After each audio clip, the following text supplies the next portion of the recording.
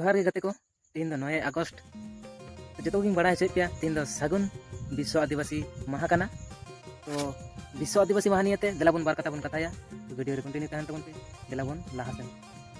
ᱤᱧ ᱜᱮ ᱢᱚᱫᱚᱱ ᱢᱩᱨᱢᱩ ᱨᱮᱸᱜᱮᱡ ᱦᱚᱯᱚᱱ ᱨᱩᱥᱤᱠᱟ ᱪᱮᱱᱮᱞ ᱨᱮ ᱟᱯᱮ ᱡᱚᱛᱚ ᱠᱚ ᱥᱟᱹᱜᱩᱱ ᱫᱟᱨᱟᱢ। ᱛᱚ ᱠᱟᱛᱮ ᱠᱚ ᱛᱮᱦᱮᱧ ᱫᱚ 9 ᱟᱜᱚᱥᱴ ᱟᱨ ᱛᱮᱦᱮᱧ ᱫᱚ ᱜᱚᱴᱟ ᱫᱤᱥᱚᱢ ᱨᱮ ᱟᱵᱚᱣᱟᱜ ᱥᱟᱱᱛᱟᱞ ᱤᱱᱰᱟᱥᱴᱨᱤᱡ ᱨᱮᱱ ᱦᱚᱲ ko ᱵᱤᱥᱥᱚ आदिवासी दिवस माने विश्व आदिवासी माह को माना तहना। और नवा सानताली जेकेट जगत रे नवा दो आदि दिन खय गे चलाव कना और चला। तो तीन दिन मेनते दो 9 अगस्त चेदा बन मनावा विश्व आदिवासी दिवस दो। और नवा दिन रे चेद को गालमाराव रेना कना। तो देला बन नवा को गेमी कटी बन कथाया। तो कते को तीन दिन दो शुधु एने सेरेंग दो बांग, तीन दिन दो चिकाते अबो सानताल इंडस्ट्रीज सानताल एने सेरेंग सानताल आरिचारी अब कल्चरल हासा जुमी धन सम्पद धर्म नवा को बंचा लगी गालमाराव रेना कना।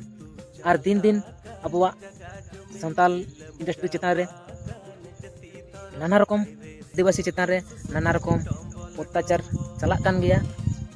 तो नवा को बंचा खातिर के अब दो 9 अगस्त दो विश्व आदिवासी दिवस मेनते बन मानावा। और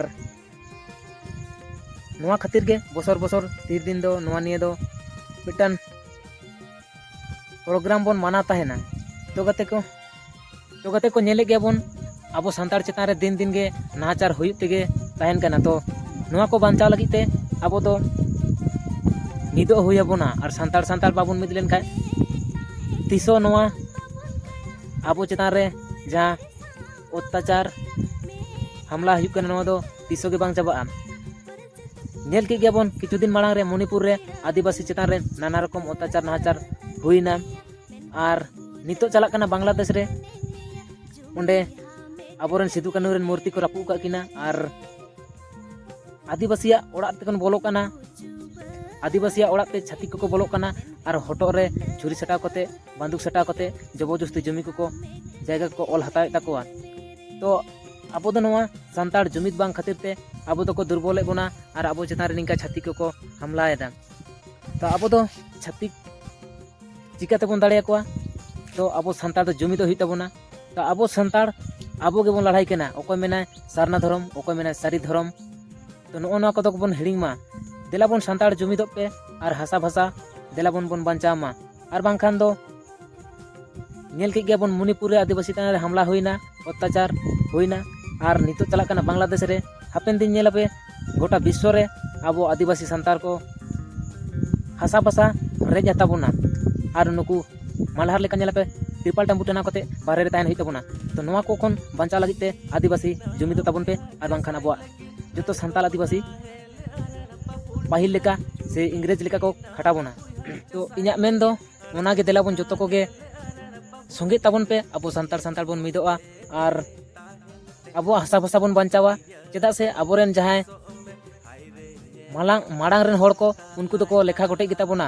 तो उनको को गड़ो बाबन एमा को लेखान उनको इकाते दो चिकाते अब हासा भाषा आरिचाली जाति धर्म को बंचा दाड़ेया। तो नवा बंचा लगी ते अब उनको गड़ो एमा को हुई तबना। तो दिला बन उनको गड़ो बन एमा कोआ। और ती सब कते